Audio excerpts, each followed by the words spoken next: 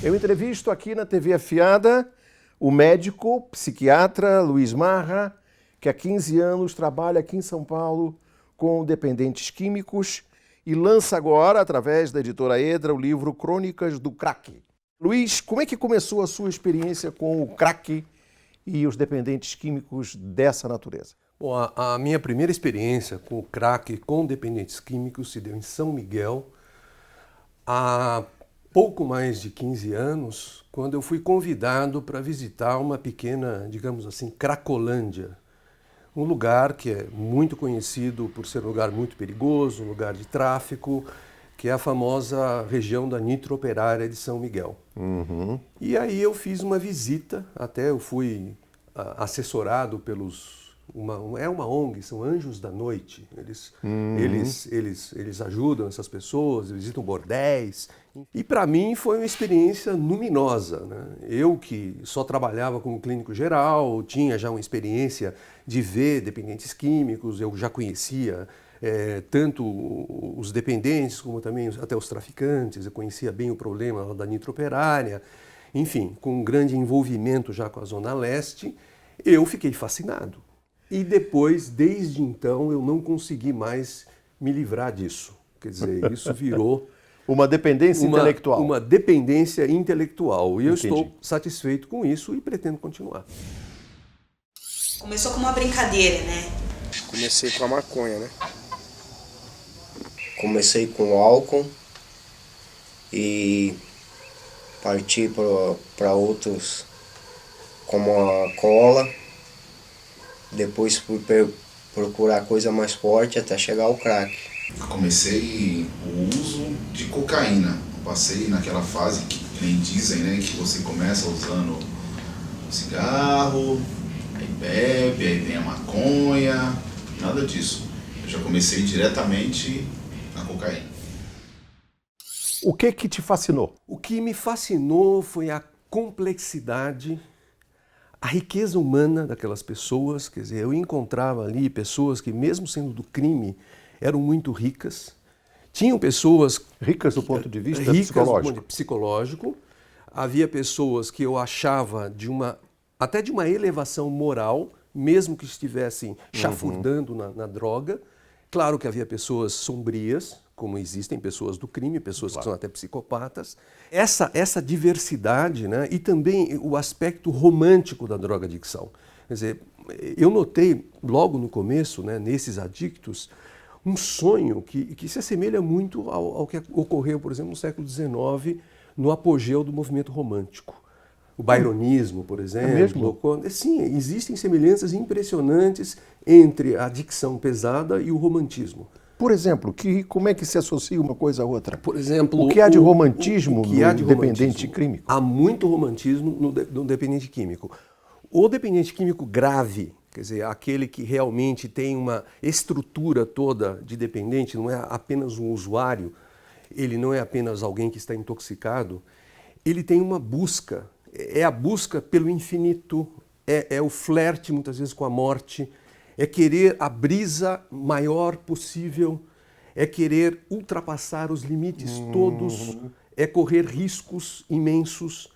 Quando a gente olha para aqueles meninos no século XIX que morriam, que ou se suicidavam ou se embriagavam, né, a gente vê uma semelhança muito interessante entre eles, entre os dependentes e alguns românticos extremados. Você não vê, portanto, ligação direta, indiscutível entre a dependência química e a criminalidade? Existe uma relação complexa entre a dependência química e a criminalidade.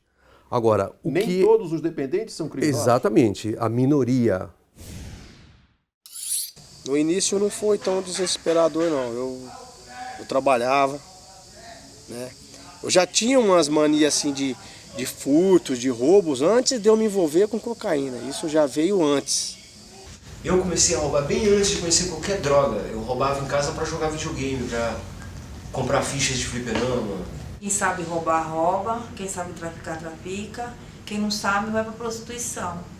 Então eu ia para prostituição para poder arrumar 24 horas droga para mim arrumar. É uma falácia total dizer que a maioria dos dependentes de crack rouba. Alguns roubam, outros furtam. Existem aqueles que cometem assaltos à mão armada. Mas a maioria não faz isso. E eu conheço inúmeros já. Eles pedem dinheiro ou então eles levam você na conversa. Entendeu? Contam mentiras para conseguir dinheiro no farol. Entendi. Entendeu? Alguns pegam, por exemplo, reciclagem. Estou cansado de ver dependentes pobres que pegam reciclagem a noite inteira para usar pedra. Então, é um absurdo querer demonizar o dependente como sendo todos ladrões. Existem os ladrões, como também existem aqueles que cometeram homicídios, cometeram crimes horrorosos.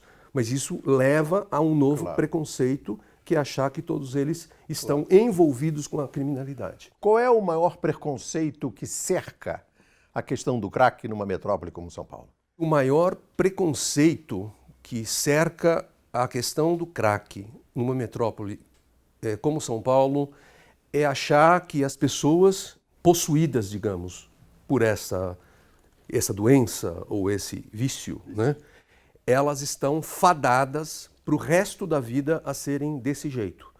E elas não têm mais nenhuma esperança e que a única forma é confiná-las em alguma instituição. Mas, paralelamente, intimamente ligado a este preconceito, existe um que é nefando, é horroroso, é achar que se alguém entrou em contato com o crack uma única vez, ele estará viciado para o resto da vida. Isso não é verdade. Isso absolutamente não é verdade. Um dependente químico pode deixar de ser dependente químico? Um dependente químico pode deixar de ser dependente químico, sim. Agora, o que ocorre, o Paulo Henrique, é o seguinte: quando o indivíduo é realmente dependente químico, quer dizer, ele tem aquela condição, toda aquela predisposição, veja bem, ele carrega vulnerabilidades. Essa vulnerabilidade pode ser genética, não significa determinismo genético, mas vulnerabilidades. A vulnerabilidade pode vir da criação, de tal maneira que se formou no sistema de recompensa do cérebro, né, na mente, no cérebro, um transtorno. Quer dizer, uma memória da droga, que a gente chama até de memória emocional da droga. Então, essas vulnerabilidades ele carrega possivelmente para o resto da vida. Mas um indivíduo que é dependente químico, que é doente, está doente, que usa múltiplas drogas, seja o crack, ele pode perfeitamente parar e nunca mais usar. E ter uma vida normal. 5, 6 anos assim que eu comecei a me perceber, né? Que eu tava virando já outra pessoa, né? Um monstro, né? E eu fui usuário, posso dizer, mais de 20 anos de crack. Eu usei o crack durante 4 anos da minha vida. O que você acha de esse círculo assustador das cracolândias nas grandes cidades brasileiras, como, por exemplo, essa cracolândia móvel aqui de São Paulo? O que é isso e como é que se sai desse problema? Bom, em primeiro lugar, a Cracolândia ela não é um local específico geográfico urbano, né? A Cracolândia são as pessoas. Então, a tal da Cracolândia, para onde estão todos os holofotes dessa que parece um Big Brother, né? Big Brother, o que é? O Big Brother é toda aquela muvuca em cima disso, e todo mundo acompanhando, e se divertindo. E as né? câmeras de televisão. As câmeras de televisão, isso parece um Big Brother. Entendi. Então, essa Cracolândia, o que existe lá? O que existe são pessoas. Essas pessoas transitam. Essas pessoas não são fixas, não, moram lá. Algumas até moram temporariamente, outras transitam. Para onde elas vão, a Cracolândia vai. Então essa história de acabar com a Cracolândia, primeiro que é uma impossibilidade lógica, não tem como acabar, a não ser que acabe com todos os usuários. Assim, a menos que se extermine. Uma política de extermínio. E outra coisa importantíssima, Paulo Henrique, Cracolândia existe no Brasil inteiro. Acho que 1 ano e meio, 2 anos, eu vivi na Cracolândia. Eu vivia ali. Ficava andando, perambulando, sempre tem alguém que quer usar. Sempre tem um doutor que quer fumar. E aí ganhava minha confiança, e aí eu ia acompanhar, e aí eu fumava. E ali foram muitas situações que eu passei a ver ali, conhecer, vivi ali. Fui um dos caras mais procurados aqui no centro de São Paulo. Como se enfrenta esse problema da Cracolândia, esse fenômeno físico móvel que tem no país inteiro? Se você parte do pressuposto de que tem que acabar, que tem que exterminar, você cai numa política higienista completamente absurda e que não rola, não dá certo. Isso em primeiro lugar. Em segundo lugar, é preciso reconhecer que a Cracolândia é mais consequência de uma série de problemas sociais do país. Aí você tem desnível social, de renda, miséria, racismo, tudo. Agora, é claro que a gente também não vai ficar só fazendo isso. Então, há que se atacar, quer dizer, enfrentar, não atacar, enfrentar um problema. E enfrentar o problema da Cracolândia não é absolutamente com truculência policial. Sim. Então, o que a gente viu aí são episódios absolutamente lamentáveis, uma série de atropelos, polícia batendo nas pessoas, aumentando o ódio, aumentando o rancor, espalhando os usuários. Tem que haver uma política sensata que contemple, em primeiro lugar, o tratamento a nível de CAPS, o tratamento a nível, digamos, ambulatorial, com poucas internações, sendo as internações voluntárias. Não pode haver internação compulsória. No caso do indivíduo que está oferecendo risco para a própria vida, para a vida de outrem, ou que você esgotou todas as possibilidades, não tem mais nada a ser feito, aí parte-se para uma internação involuntária. Mas são casos muito raros. Quantos em 10 você diria com a sua experiência de 15 anos? Em 10? Muito menos do que 1, não. Sim. Em cada 10 eu digo para você 0,1. Tá bom. Tá? É muito pouca gente. Como você avalia a política, por exemplo, do prefeito Haddad, que foi completamente revista pelo atual prefeito João Dória? Como você avalia a política do Haddad? A política do Haddad com relação à Cracolândia, a política dos braços abertos, foi uma política muito bem intencionada. Foi feito um bom trabalho, sim. Muitas pessoas se beneficiaram com isso. Agora, por outro lado, existem algumas críticas. Eu não sou um expert, não participei da política dos braços abertos. Mas, assim, algumas críticas, o que eu faria seria a seguinte: colocar os usuários de crack, os dependentes, em lugares muito próximos ao local do uso, que é o lugar da ativa, propicia muito a reinstalação do tráfico. Do tráfico e da dependência. Então, isso precisaria ser revisto. Eu acho a política dos braços abertos boa, mas ela precisaria ser um tanto quanto remodelada. Agora, e não massacrada como ela está sendo. Você estabeleceu uma relação entre aqueles que chegam do interior, pobres, e vêm para a cidade e acabam na Cracolândia. O dependente químico, na maioria, é o pobre? Eu acho que não. Eu acho que isso é um mito, que o dependente químico seja, na maioria, o pobre. Eu tenho visto, mesmo em relação ao crack, pessoas de nível superior, né? Advogados, médicos, policiais, delegados de polícia, tá? Dependentes de crack, de cocaína, pessoas de classe alta. Tá? Mas o que acontece? Os que ficam mais visíveis para os holofotes públicos e da mídia são os pobres. No Big Brother. O que estão no Big Brother são os pobres. Então isso gera a falsa impressão de que, por exemplo, no caso específico do crack, o que existe é o nóia, né? Aquele sujeito magrelo, zumbi, imundo. Com cobertor nas costas. Cobertor nas costas. Só que eu conheço muitos usuários de dependência de drogas, são fortes, que são atléticos, que são empresários, nunca foram na Cracolândia. Sabe como é que eles obtêm a droga? Eles ligam o Disque Droga. Tem Disque Droga em São Paulo. O motoboy vai levar. E leva a droga que você quiser. Quer dizer, o sujeito está lá no Morumbi, por exemplo, e ele recebe a droga. E ninguém vê. O usuário de crack, ele usa outras drogas ou só o crack? A maioria dos usuários de crack usam outras drogas. A maioria. Há uma minoria que usa exclusivamente o crack.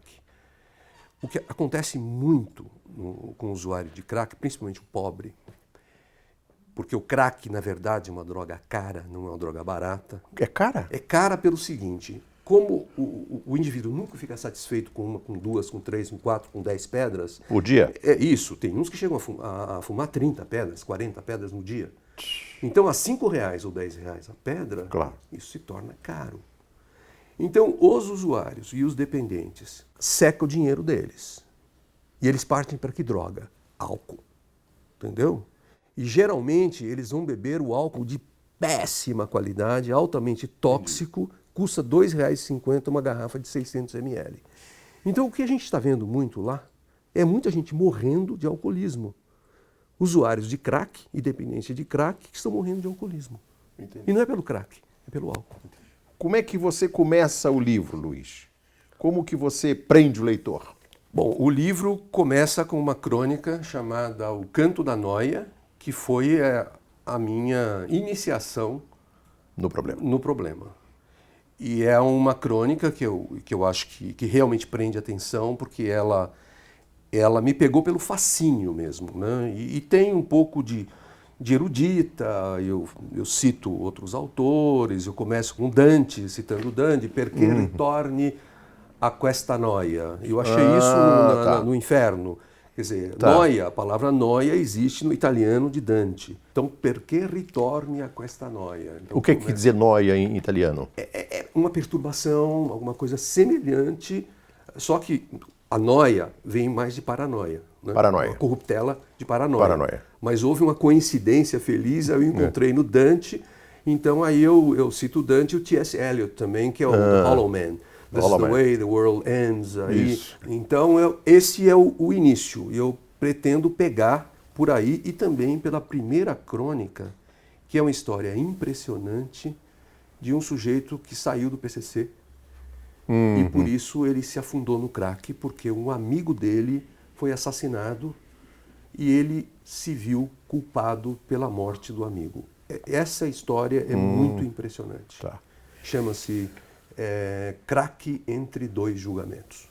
Portanto, o seu livro é um livro de crônicas, é um livro do seu relato na vivência com o problema. Não é um livro de política de combate ao problema ou como solucionar o problema. Esse aqui é o problema. O livro não é um livro de políticas públicas. Tá. É um livro que pretende ser literário e, ao mesmo tempo, ele problematiza a questão porque ele, digamos assim, ele verticaliza nos casos, na complexidade dos casos. E todas as crônicas, elas contam com o making of, com um texto adicional em que eu discuto todos os bastidores, inclusive diagnósticos psiquiátricos. Muito obrigado. Eu que agradeço, foi um prazer. Todo meu.